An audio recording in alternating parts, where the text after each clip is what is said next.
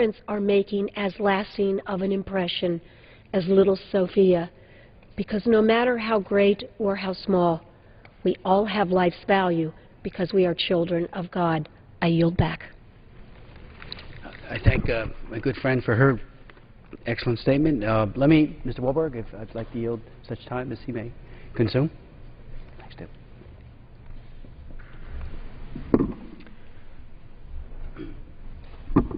I thank the gentleman for his courage in standing on this issue of life.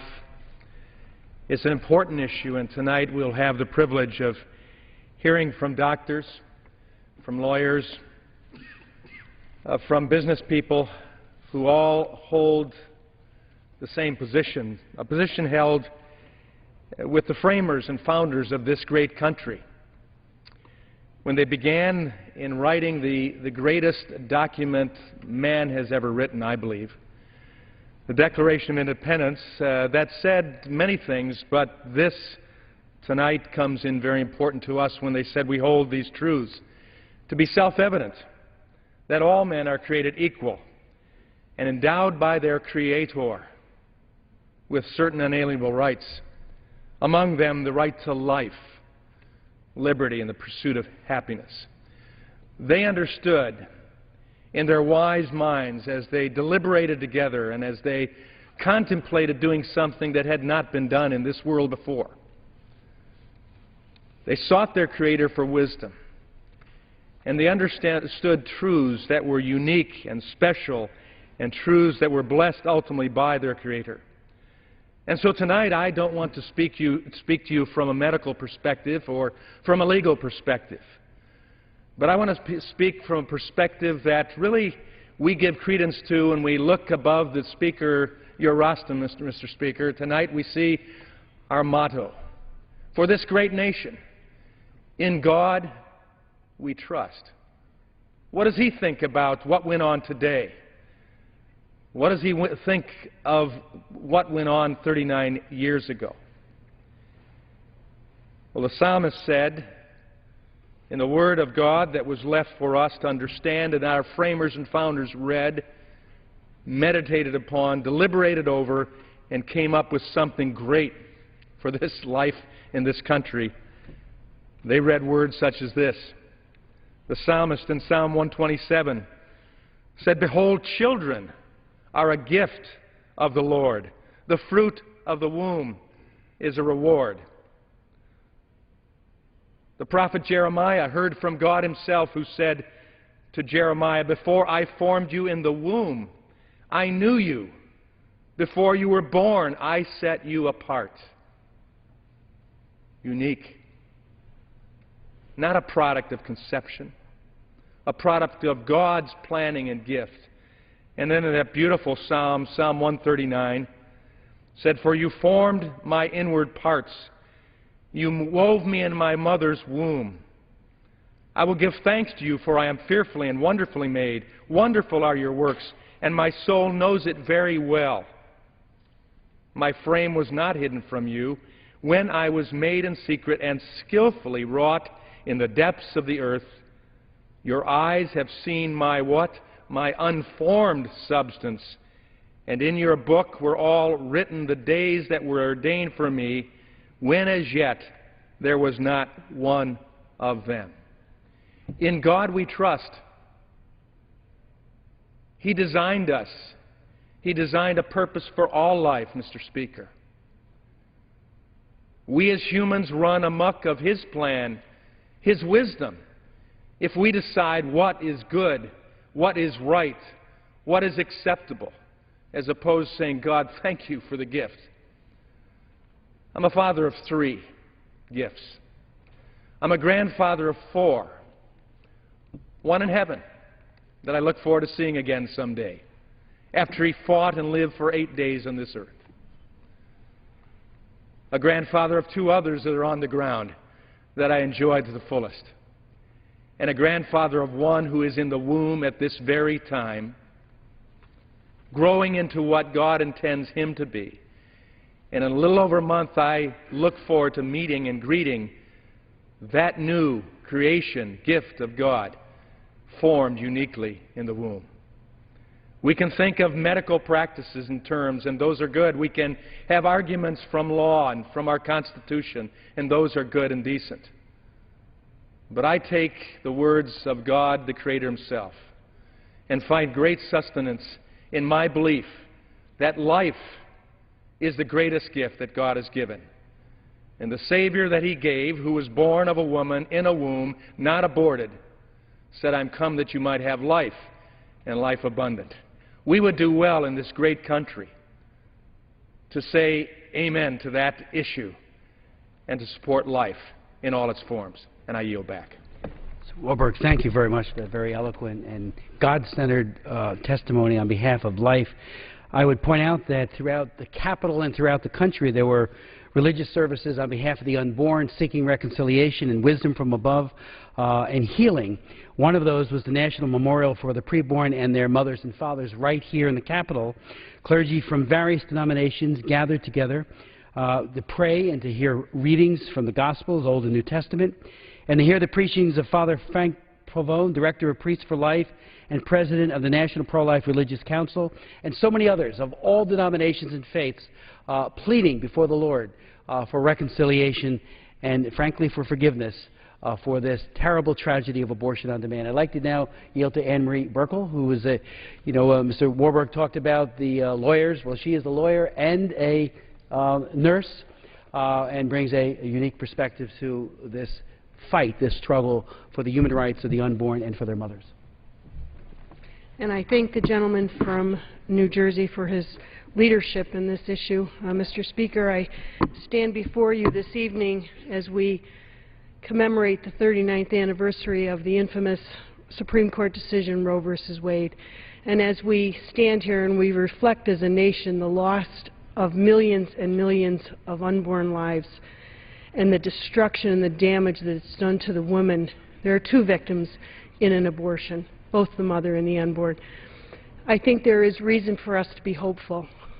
To this day, we witnessed hundreds of thousands of Americans marching on the Capitol in support of life. And of those hundreds of thousands, so many of them were young people, high school students, college students, standing up for life, doing the right thing. So I am hopeful we are changing the hearts and minds of the American people. The youth of today, they're willing to stand up for what's right, and they understand the words of the Declaration of Independence, that we are endowed by our Creator with unalienable rights, among them life, liberty, and the pursuit of happiness.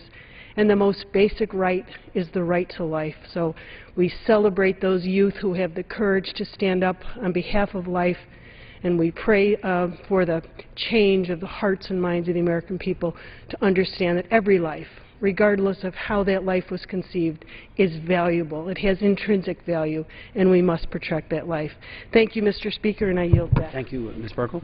I'd like to now yield to Dr. Rowe. We have in this Congress a number of medical doctors, most of whom are profoundly pro-life, and in the case of Dr. Rowe, I believe he has delivered at least 5,000 babies. I thank the gentleman for yielding, and I want to first start out by thanking my friend and colleague, Congressman Smith, for being one of the most steadfast leaders in this nation, not tonight, not for this 1 hour of a special order tonight, but for decades, Chris, for standing up for life and what's right. And I am proud to associate with you, and today, as we went out on the mall here, for those of you who all didn't see it on television, it was a cold, rainy day, but it certainly, and it was very cold last year and clear, but it didn't dampen the spirits of literally thousands and thousands of people who came from all over the nation. And as Congresswoman Burkle just said, the scores of young people who were here to celebrate life. And life, as has been mentioned, is a precious gift from God. And not only is abortion wrong, both morally and ethically, it's a really bad idea. And I know from my practice of medicine, I'm an OBGYN doctor, as Congressman Smith mentioned. And in the group that I belong to, in the years that I was there, we delivered over 25,000 babies. Myself, almost 5,000 babies. And what I got to see during that time, it's been an amazing transition. When Roe v. Wade was passed, we didn't have access to ultrasound.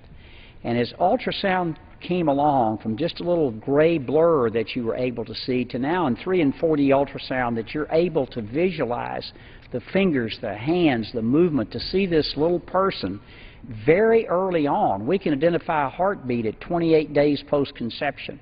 And I will defy anyone to tell me that that is not a living, breathing, in utero human being. It's a person that's there that just hasn't been there quite long enough yet. And I remember my practice when I first began in 1977. At 32 weeks, half of the children died of prematurity at that point. Now, those children live as the same as a term birth. And we're seeing that number push further and further and further back for children younger and younger. And we tend to think of this in our own time. Think about 50 or 100 years from now. Who knows what the technology will provide, because it is a precious gift from God that we're protecting. I sadly stand here and tell you that 19,500 women in Tennessee in 2008 had an abortion. That's just in one state.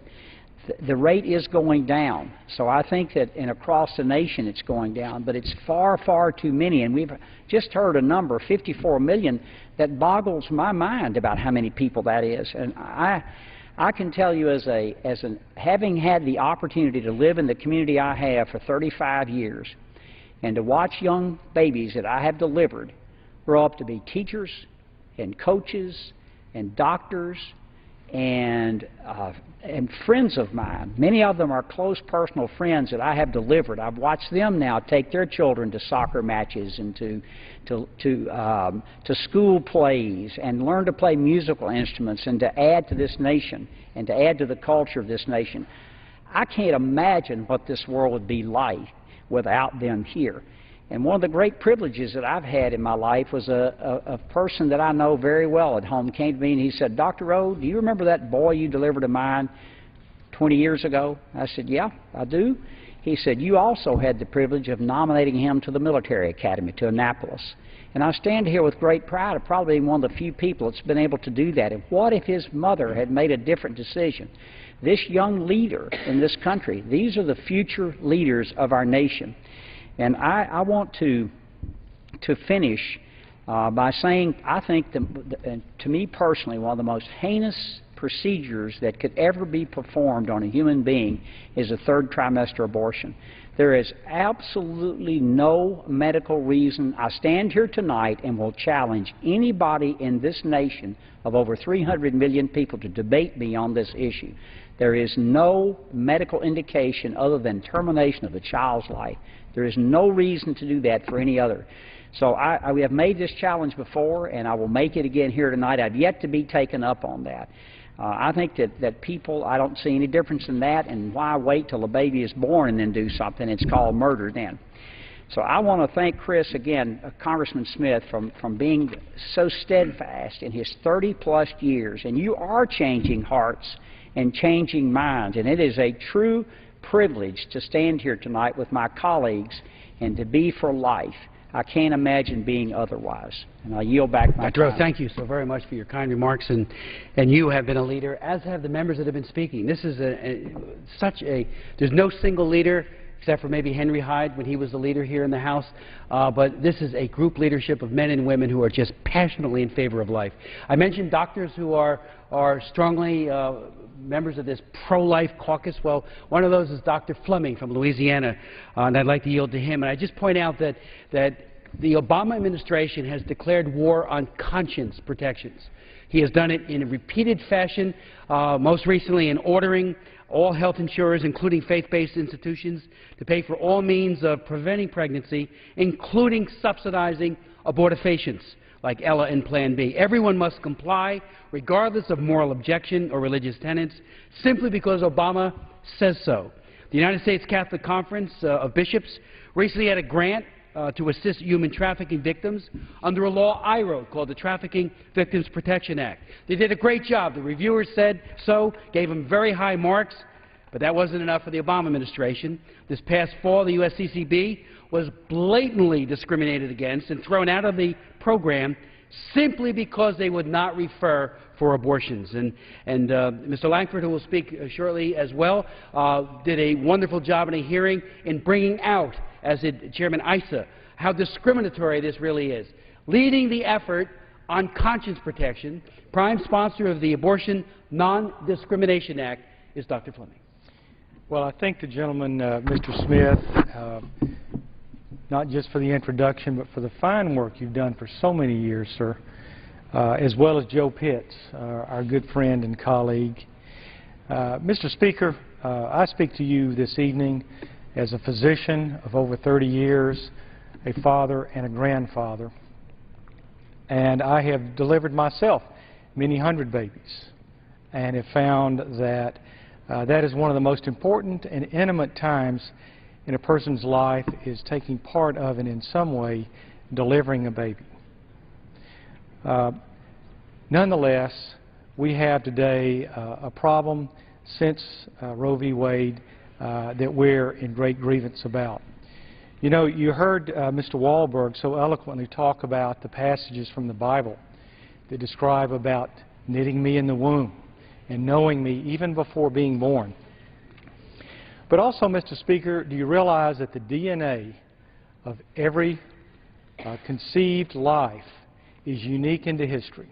There will never be another like it. And in my opinion, that's God's opinion that that is a separate and distinct human being and a person upon itself. Let me share some facts with you.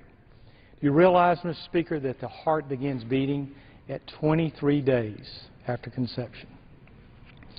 That the fetus begins to feel pain as early as 20 weeks and maybe even earlier. We're still waiting for some studies on that. So certainly any abortion that's committed in the middle or third trimester is obviously extreme agony for any type of fetus. Some other important facts. While there were approximately 744,000 abortions in 1973, the time of Roe v. Wade, that actually peaked in 1990 at 1.6 million.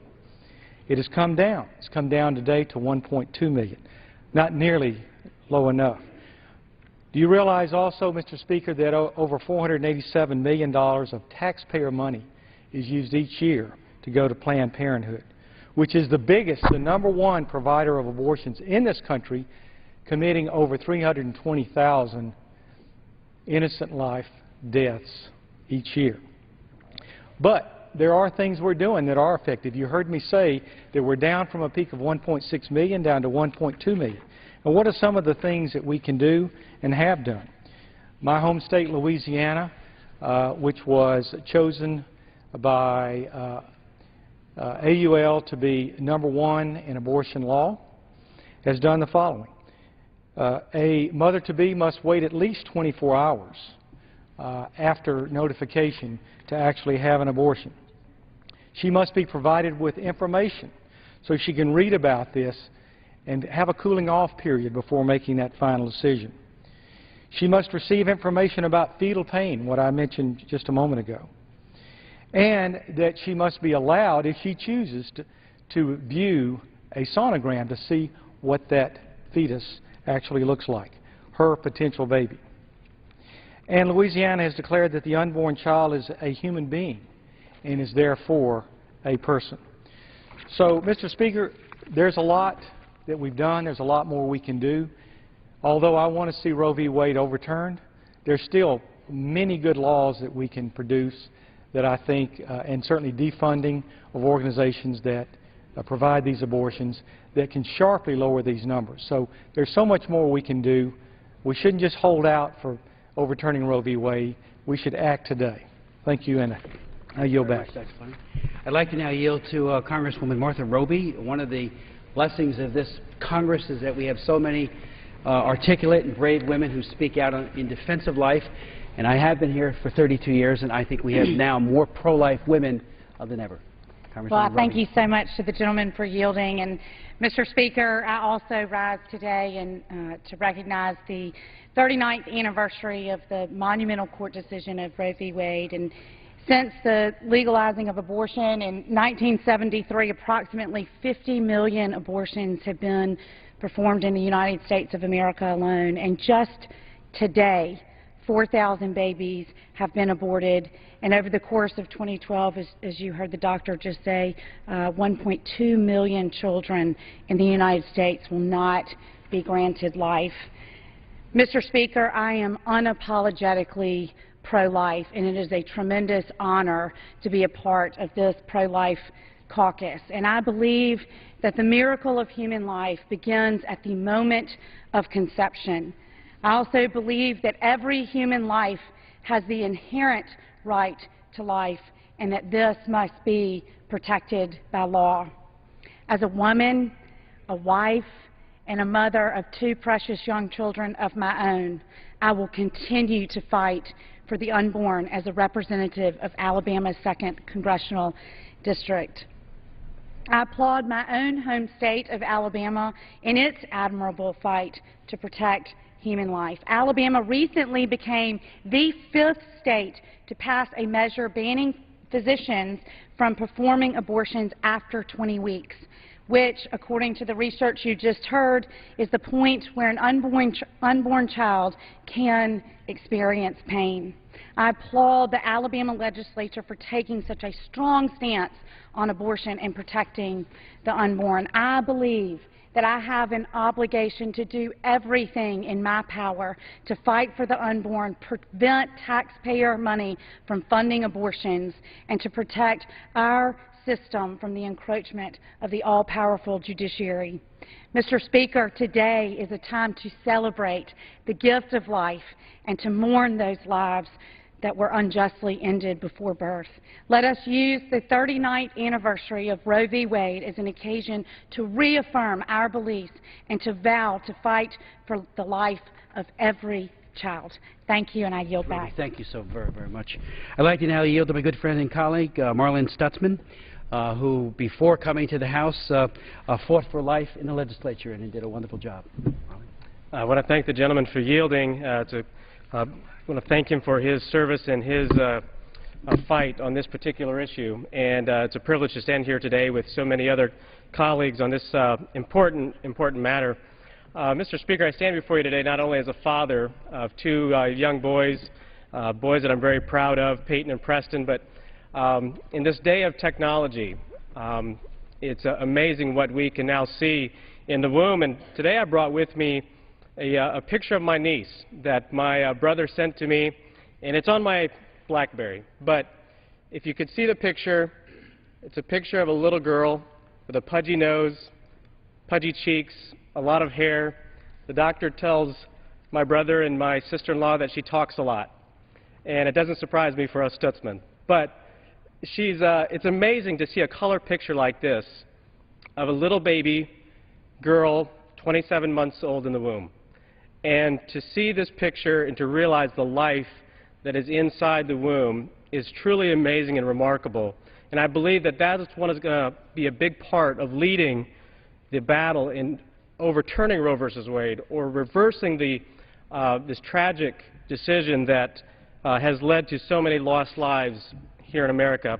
As I served in the Indiana legislature for 8 years, we fought this issue year after year, and I applaud the Indiana legislature, especially last year, for passing legislation and preventing the subsidization of abortions with state and federal tax dollars.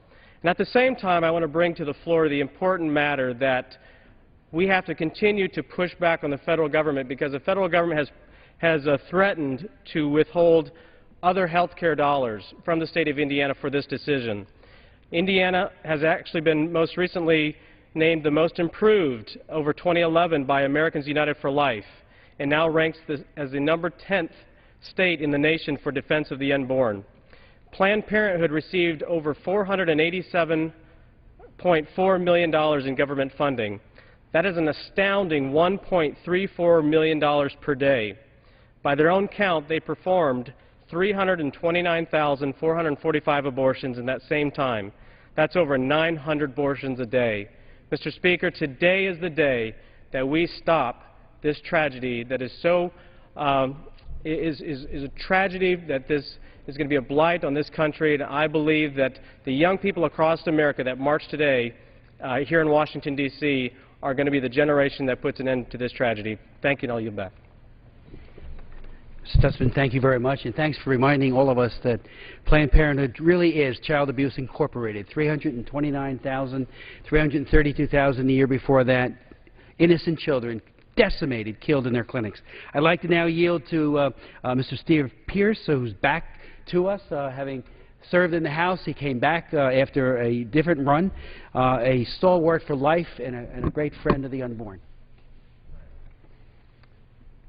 Thank you, Mr. Speaker, and thanks to the gentleman from New Jersey for leading this issue.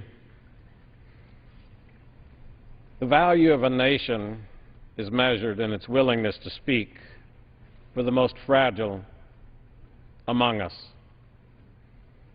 In the United States, it is punishable by 5 years in jail and $250,000 fine to destroy an eagle egg, an embryo. If you destroy a human embryo, it is not only federally legal, fully legal, but it is federally sanctioned. The nation needs to pause and ask itself about these convoluted values. It does not pass without note that Roe versus Wade, 39 years ago, was passed in 1973. It was the same year that the Endangered Species Act was passed, protecting the eagle eggs. So at the point that this nation was fully sanctioning the destruction of human embryos, it was fully protecting embryos of other species. I'm fully confident today that this tragedy is going to be reversed, because I hear young men and young women across this nation who are looking at the scientific evidence to understand that it is more than a blob of tissue, that this is human life that we're ending. We see the decline in the value of the human in our culture because of decisions that this nation's policy leaders have made. And I see young people across this land beginning to stand up and let their voices be heard. And when we speak with one voice, Washington listens. And in this case of protecting the human life, it is time for Washington to listen. I yield back and thank the gentleman. Thank you so very much for that very, very eloquent statement. I'd like to now yield to Vicki Hartzler from Missouri, new member of Congress who has already made a serious impact, particularly on the life issue. So glad to have you here.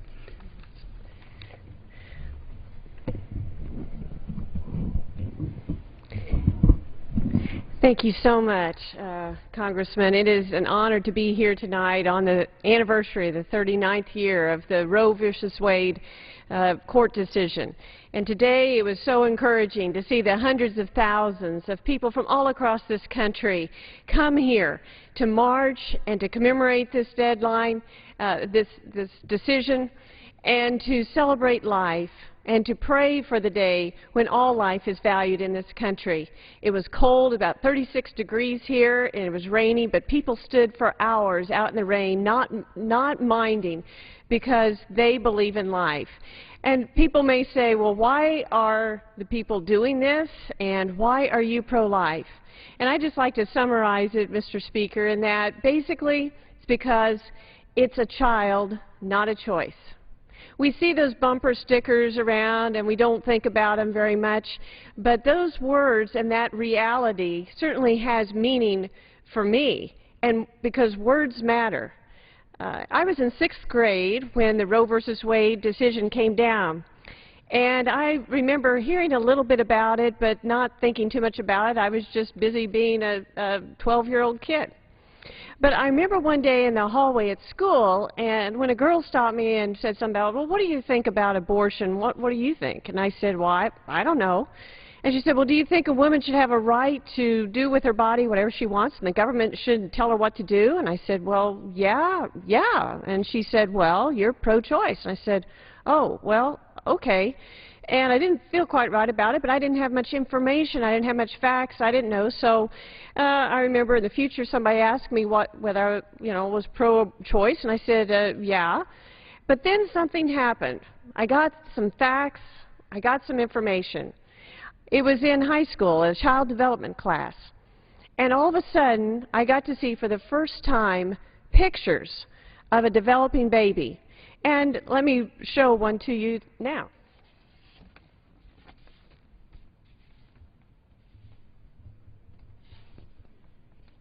This is one of the pictures that I saw, and this is of a 2-month-old baby. And I looked at all of these pictures, and I'd heard the information, and I realized that abortion is taking this life, and it's a life. It is a child. It is not a choice. Here's some facts that I learned. Is that at the day 22, that's just over 3 weeks, when most girls don't even know they're pregnant yet, the heart begins to beat. Okay? By the end of the 3rd week, the child's backbone, spinal column, and nervous system are forming. By week 6, brain waves are detectable. Fingernails are forming. Week 7, eyelids and toes form. The nose is distinct. And the baby is kicking and swimming. By the end of the 2nd month, which is how old this baby is here, every organ is in place. Bones begin to replace cartilage. Fingerprints begin to form. And the baby begins to hear. By week 9 and 10, the baby can turn his head and frown, and the baby can hiccup. By weeks 10 and 11, the baby can breathe amniotic fluid, and it can grasp objects in its hand. Perhaps you've seen that famous picture of that surgery on that unborn baby and how that hand came out and grasped the doctor's finger. Week 12, into the 3rd month, the baby has all the parts necessary to experience pain, like my colleague talked about. Its vocal cords are complete, and the baby can suck its thumb. Some facts that I also learned is, for instance, in 2008, there was 1.21 million abortions done, and of those, 92% of those abortions were done during the first 3 months of life. So what that means is that there's abortions, and they would average out to about 138 an hour, I figured up, 2 for the minute that I'm talking here, where abortions are taking place on babies that can hear, that have a beating heart, that's brain waves is going, and that has vocal cords. That it is about a child. This is not about a choice. And I commend all the people who came here today to Washington to speak out on behalf of life. And with them, I celebrate and look forward to the day when all Americans are granted the right to life, whether they're born or unborn. So thank you, Mr. Speaker, for having us today. Thank you. I'd like to yield to Jeff Fortenberry, who is the prime sponsor of the Respect for Rights of Conscience Act and has combated abortion both at home as well as in foreign aid. I thank the gentleman, my good friend from New Jersey, for the time and for his courageous leadership on this essential American issue of justice. Mr. Speaker, let me say this first, though. What a day this has been. I spent the morning with a group of young Nebraskans who had traveled all this way to participate in the March for Life. And they came here to express one singular purpose, one truth, that all life is worthy of protection, all life should be loved and nurtured. These young people are saying that we should be big enough, caring enough, loving enough as a nation to see to it that all mothers and their unborn children are provided for. And these young people are saying that we should make the great woundedness of the Roe versus Wade decision a thing of the past. Now, Mr. Speaker, it's important to note that in the same year when Roe versus Wade was errantly decided by the Supreme Court, stripping unborn children of their dignity and right to life, that Congress came together and enacted a very important law called the Endangered Species Act. This was a very significant piece of legislation to ensure that the majesty and wonder of nature's creations were rightly protected. I believe the responsible stewardship of our environment is an essential cause. But there is a certain irony here. The life of a child should be of no less value than any other creature on earth. And in 2010, with my support, we passed a bill prohibiting the interstate commerce of videos that were depicting the torture of vulnerable animals. Yet in that same year, we could not move a bill forward that prohibited interstate abortions of vulnerable children and minors without parental protection. There is a grave inconsistency in these walls. But, Mr. Speaker, I don't know if you had a chance to look out on the National Mall today, but the hundreds of thousands of young people out there braving both the bite of cold and wind who understand the principle for which they marched, we're saying this: these young people know that abortion hurts women. These young people are saying women deserve better. And they know that abortion is so often the result of a tragic circumstance of abandonment, an unsupportive family, or worse yet, a coercive boyfriend or unscrupulous doctor. And they are saying that we can do better as a country. Mr. Speaker, I recently received a newsletter in my mailbox at home, and it describes some people who were standing in front of an abortion clinic, legally, peacefully providing witness to alternatives to abortion. A car pulled up in the driveway.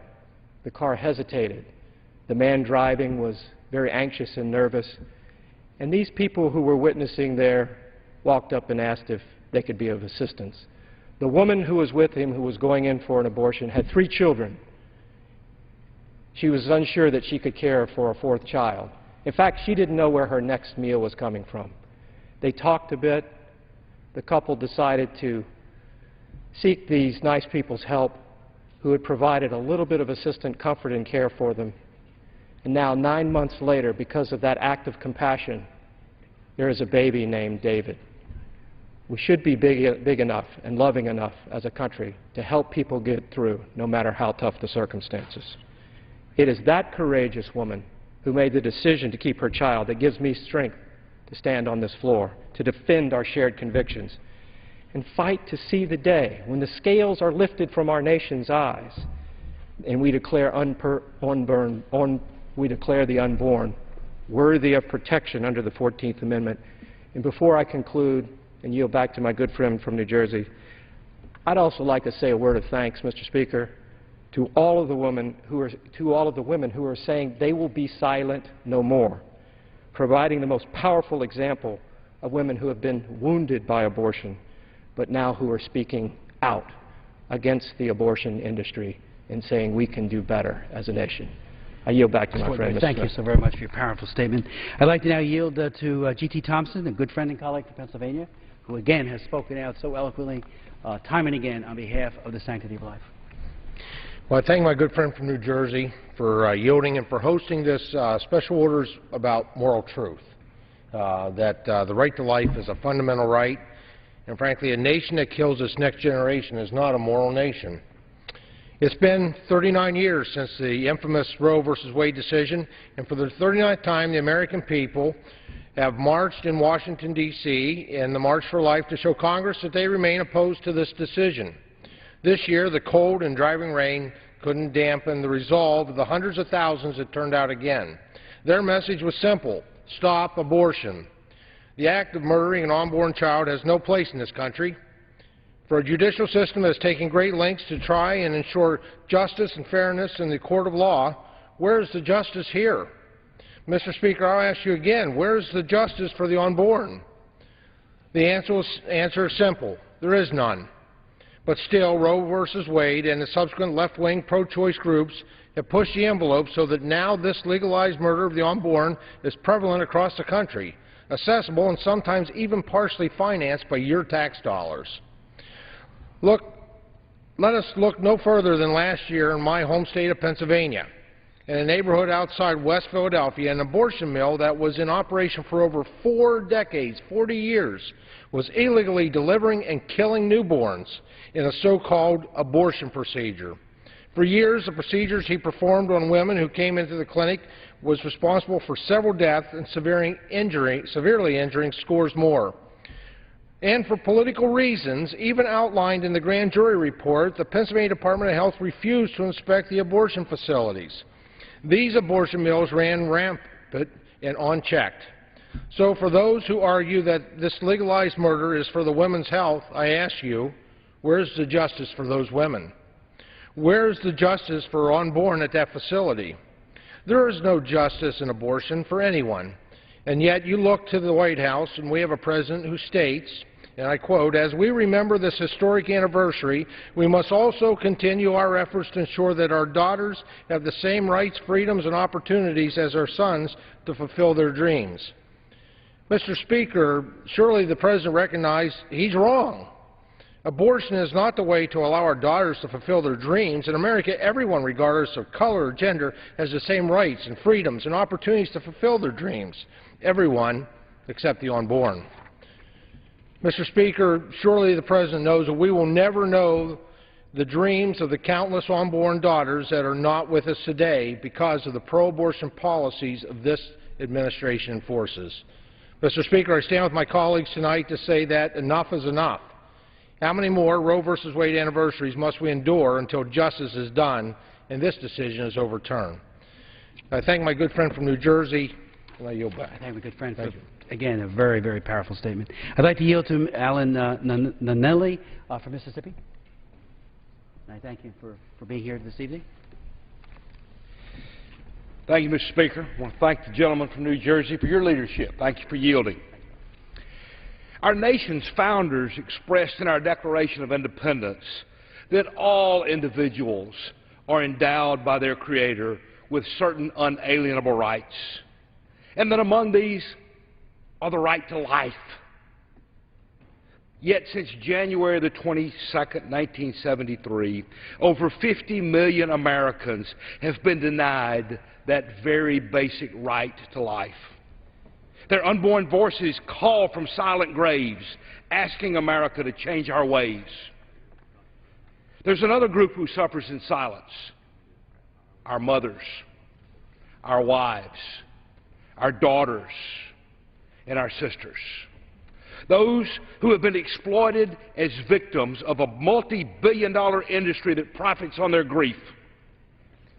On this, the 39th anniversary of that decision, we rededicate our efforts to stand for life. The measure of a society is how it treats its most vulnerable of its citizens. For far too many unborn children, our nation has abandoned that protection. Now, there are those who say that since the Supreme Court has declared it, it must be right. This is the same Supreme Court that looked at Mr. Dred Scott and said, "Mr. Scott, in the eyes of the law, you're not a man, but chattel, the legal equivalent of a cow." The Supreme Court was wrong in 1857, and it was wrong in 1973. And we will answer to a law higher than we debate in this hallowed chamber, a law higher than is discussed across the street in the Supreme Court. And that law says, "For you formed me in my inward parts. You wove me in my mother's womb. I will give thanks to you, for I am fearfully and wonderfully made. My frame was not hidden from you when I was made in secret and skillfully wrought in the depths of the earth. Your eyes have seen my unformed substance, and in your book were written all the days that were ordained for me, when as yet there was not one of them." Mr. Speaker, I echo the prophet of old. This day I call on heaven and earth as a witness against you, that I have set before you a choice of life and death, blessings and curses. Now choose life, so that you and your children might live. This night, we choose life. I yield back. Thank you to the gentleman from Mississippi, and I yield to the gentleman from Kansas, Mr. Pompeo. Great. Thank you, Mr. Speaker.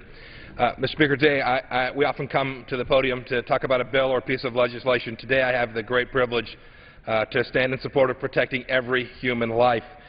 Kansas is a place that has marked a great piece of the history of the pro-life movement. In the early 1990s, the Summer of Mercy was held in Kansas, a huge step forward in people speaking out about the tragedy that is abortion. I personally, a couple years later, had the privilege of doing some research for a woman named Mary Ann Glendon, who became the ambassador to the Vatican, who taught me about how this movement can work and how we can begin to eradicate this plague that sits on top of America after still 39 years. For me, too, it's personal. I have a nephew and a niece that but for a pregnancy crisis center in Wichita, Kansas, would not be my niece of 6, Emily, and my nephew of 10, James, 2 brave women who made the right decision. Today was an incredible privilege. I got to stand at the mall and look out at hundreds of thousands of folks, including enormous groups of young people who came from Kansas on buses of 25-hour rides from Clearwater and from Norwich and from Garden Plain and from our high schools and colleges in Kansas, who came today to stand for life and to say that this movement will continue, that we are winning, that after 39 years we can now say that America understands that this is not about choice, but about protecting those lives. To see those young faces and those young smiles was a glorious thing. I want to thank them for coming to Washington, D.C. to be part of this today, and with them and with our continued effort, we can do the right thing and protect every human life. I yield back. Thank you, my good friend from Kansas. I yield to the gentleman from Oklahoma, James Lackford. Mr. Speaker, I recently read about a couple that they found out there was a problem in their pregnancy, that their child had not developed all 4 sections of its heart. So at 23 weeks, they did a surgery where they reached in with a needle into the womb and they used a balloon technique to be able to open up the 4th chamber of the heart of that child. At 23 weeks, the family could gather around and see the video and celebrate this incredible scientific act of medical bravery, and the family would celebrate something wonderful that had happened. They had protected the life of a child. They had reached into a beating heart, still in the womb at 23 weeks, and saved that child.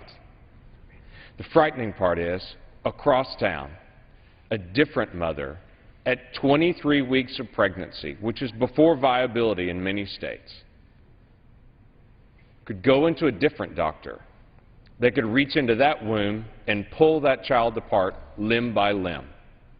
Family wouldn't stand and celebrate, nor would we look at the video and say that's beautiful like we did with the other surgery. But in the cognitive dissonance of our nation, we celebrate one mother and we protect the other one simultaneously.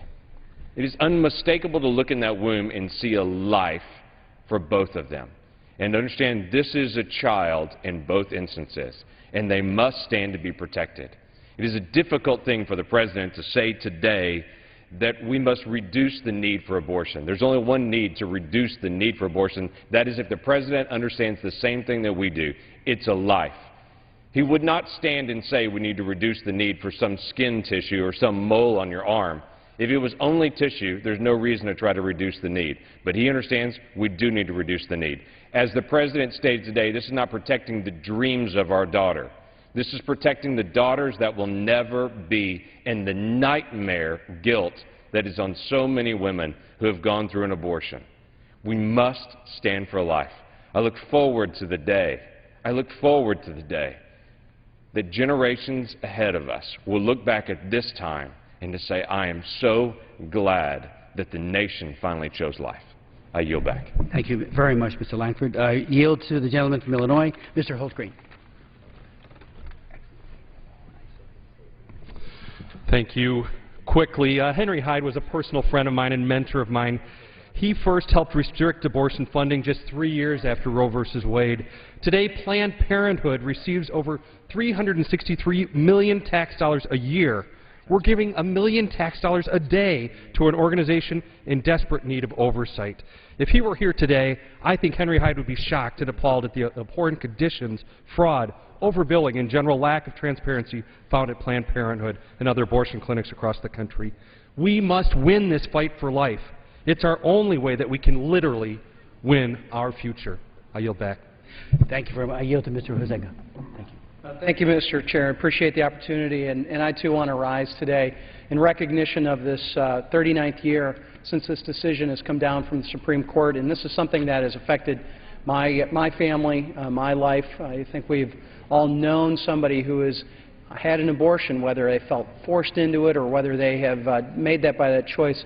Every single one of them I know has regretted that, and this issue of life became very personal for my wife and I as we had to move forward through troubled pregnancies and losing a number, quite a few pregnancies, and struggling with that whole notion of what is life? What does that mean to have that life growing in you? And we firmly came down on the side of this being a gift from God, that creation that happens That's something that we want to protect. And I can tell you that the hard-working taxpayers don't expect their dollars to go towards procedures such as this, and it's something that this House has continued to fight for. I hold this issue very dear. My wife, who now serves on the board of a crisis pregnancy center back in West Michigan, also holds that very near and dear, and I'll continue to fight for that sanctity of life and that dignity of life at the beginning as well as at the end, as long as we're here in Congress. I appreciate that, Mr. Chairman. I yield back. Bill, thank you so very much. And to conclude in one sentence, tomorrow night the President will call for a return to American values in his State of the Union message. Mr. President, the violent destruction of the child in the womb, the killing of babies, and the wounding of their moms is not an American value. Yield back the balance of our time. The gentleman yields back.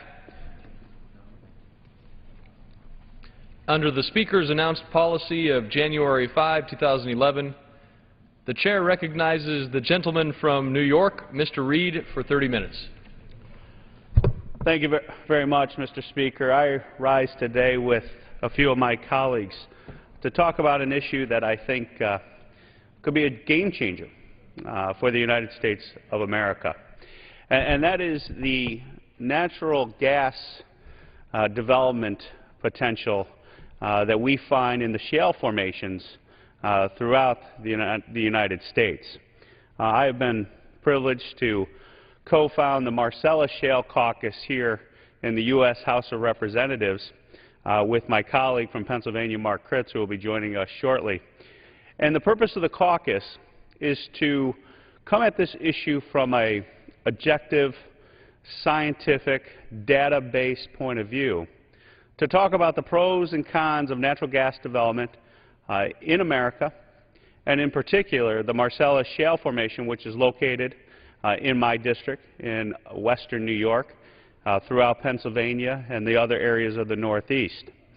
And one of the things we wanted to touch upon today is highlighting the indirect benefits that natural gas development will have on our country, and probably most importantly, from an economic point of view, at this time when we face in our nation's history some of the most enduring, highest levels of unemployment we have ever seen. And so what we're fundamentally talking about are jobs. What we are talking about not only are the jobs related to extracting the natural gas itself and laying the pipeline to transport that natural gas to its markets, but we're talking about the jobs that come as a result of the indirect benefits of that natural gas production. What we're hopefully going to talk about tonight with my colleagues are things like the benefit on the public local municipalities, on its tax base, on the issues with road construction and the improvements of the road structures that are located within the areas upon which natural gas development is occurring as a result of the shale formations. I think that through these conversations, we will be able to establish that the benefits of extracting natural gas in America will be that game-changing event when it comes to domestic supplies of energy coming from American sources that we have never seen before in our lifetimes or potentially in the lifetimes of our children. And what I would like to preface this entire conversation on are just to lay some preliminary remarks based upon some concerns that have been raised on natural gas development in America. You know, I travel my district, go to many town hall meetings, get out in front of the people, and at times this issue can become sensitive in the sense, Mr. Speaker, of the environmental concerns that are raised. And I have always taken the position that this issue should only be dealt with when we can establish that natural gas exploration and development in America can be done in a safe, clean, responsible manner. And that's why, you know, I'm going to read some quotes here tonight to you, Mr. Speaker, and to those who may be tuning in and watching this conversation tonight.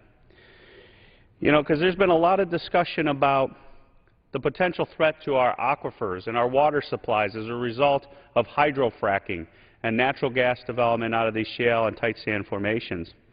And I just like to quote some of our leading environmental government officials in America tonight, for the record.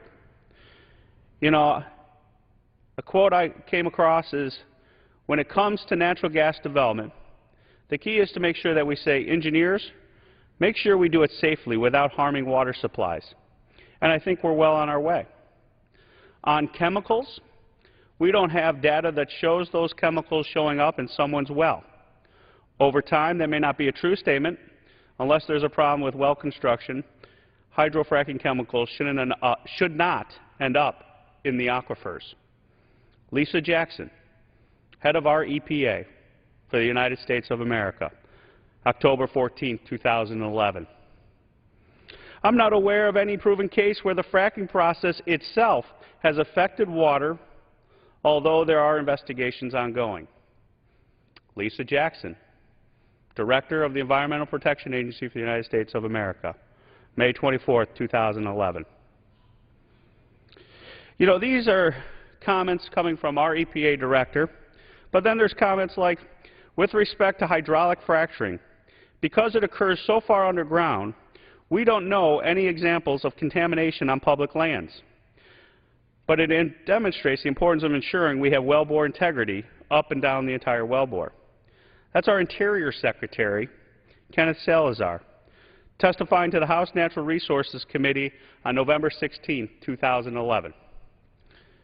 I read these quotes to tell the American people and to tell you, Mr. Speaker, that the concern about the environmental impacts to our aquifers, though legitimate, I think have been fully vetted and have had a long, serious, scientific review and approach to determining that risk is not what many people in America are making it out to be. And again, I reiterate my position on the matter, that we need to look at this resource through the economic opportunity that it represents to us in our districts, in our homes, but to us as a nation. And we have to look at this economic opportunity and this natural resource potential based on making sure that it's done in a safe and reliable way. But we also have to look at it from a third point of view, and that is the national security implications of tapping this domestic supply of energy. Natural gas and oils are now being found throughout all of North America. They're also being found right here in the United States of America, in the shale formations such as the Marcellus Shale, the Utica Shale Formation, and also the tight sands formations that exist here in our nation. I don't think I have to speak long or hard to the American people or to you, Mr. Speaker, to explain what impact that would have on our national security. If we can establish an energy supply such as that is estimated to be under our own ground in natural gas and oil, we will not be sending millions, if billions, if not trillions of dollars to people in the Middle East who have publicly declared that we are enemy number one. I think this is good public policy to promote. And on the indirect benefits, I just want to highlight 3 examples of people that are benefiting from this, from my district.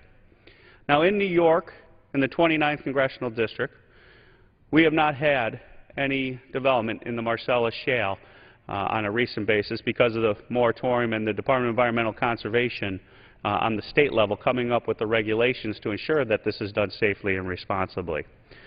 But I have the privilege of representing a district that's just adjacent to the northern tier of Pennsylvania, adjacent to my good friend, G.T. Thompson from Pennsylvania, who will speak shortly, where we have had a spillover effect of economic opportunity to the district. You know, I could talk to you about Dalrymple Holdings. It's a long family-held company right outside of my hometown of Corning, New York, that has been involved in highway infrastructure construction in Chemung County for years and counties surrounding it. But now they've expanded beyond. The business has seen a tangible impact from the development across the border. Mr. Dalrymple has reported to me that he has undertaken contracts for a total construction of 65 miles of rural roads, a value over $22 million of road construction being fully funded by private investment. Let me stress that again, Mr. Speaker. $22 million of private dollars going into road construction upon which Mr. Dalrymple and his company have benefited. Now, it's not just Mr. Dalrymple. I know this man. He's a good man. And in that $22 million worth of additional investment in his company and in the projects that it represents, he has been able to create and hire over 60 new men and women, averaging $40 per hour to his business to fulfill those contracts. Those are 60 families that now benefit directly as a result of this development occurring in the northern tier of Pennsylvania. Mr. Speaker, Mr. Dalrymple and I share a common background in the sense of he's a small business owner. I was a small business owner before I came here to Congress. And I can tell you, there is nothing like looking at a man or a woman when you hire them and bring them into your business and you put them to work. When you've sat in that position, you know when you look at that person, you're not just benefiting that person. That person becomes part of your family as a small business owner. And you're taking care of him or her, but you're also taking care of his family, his children, by putting food on their table, by providing extra dollars for their children and their education. That is the American ideal. That's the American dream, is to give someone the opportunity to go to work to take care of their families. You know, I also bring to the record tonight a story of our local dry cleaning company. I could not believe it, Mr. Speaker. I went over to pick up the family dry cleaning, and I was talking to Rick over in Painted Post, New York, just adjacent to my hometown of Corning. And he said, "Tom, come back here. I want to show you something." And we went into his back room, and he showed me piles of uniforms that were used by industrial workers, by the workers on the fields in the northern tier of Pennsylvania. And he relayed to me that he was adding an additional 5,000 plus revenue to his business coffers every month. He talked about how he was able to give bonuses to his employees because of that new opportunity. He was another small business owner that knew what it was to take care of not only his employees but their families, and to have them share in the rewards of the hard work that they put together in that dry cleaning operation.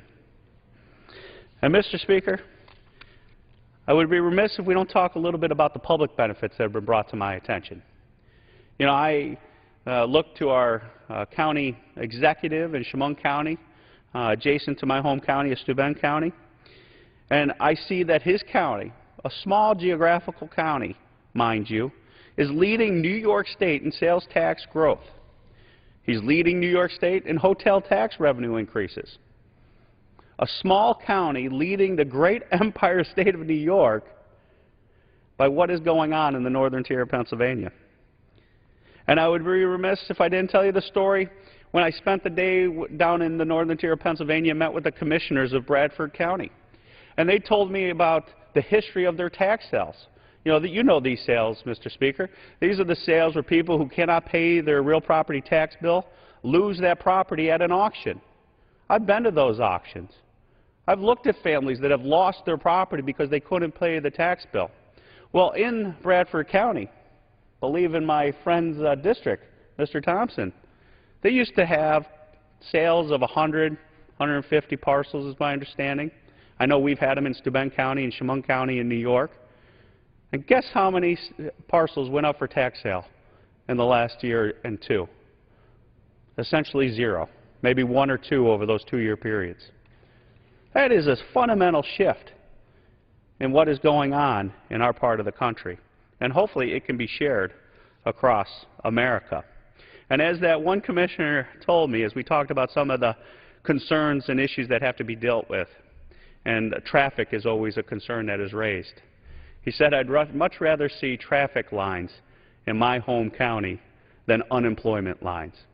And when I heard that line, I said, Doug, that is exactly what we're talking about. As a commissioner of Bradford County, you nailed it right on the head. And that we are talking about creating traffic lines of economic opportunity and development for generations of Americans rather than compounding and growing unemployment lines. And so we'll come at this issue from making sure that it's a clean and safe resource that is developed, but let us focus and join hands in bringing this opportunity for America forward. And I see that my colleague from Pennsylvania has joined us. Mr. Thompson, if you would like to comment, I will yield as much time as you may consume. Well, Chairman, thank you. Thanks for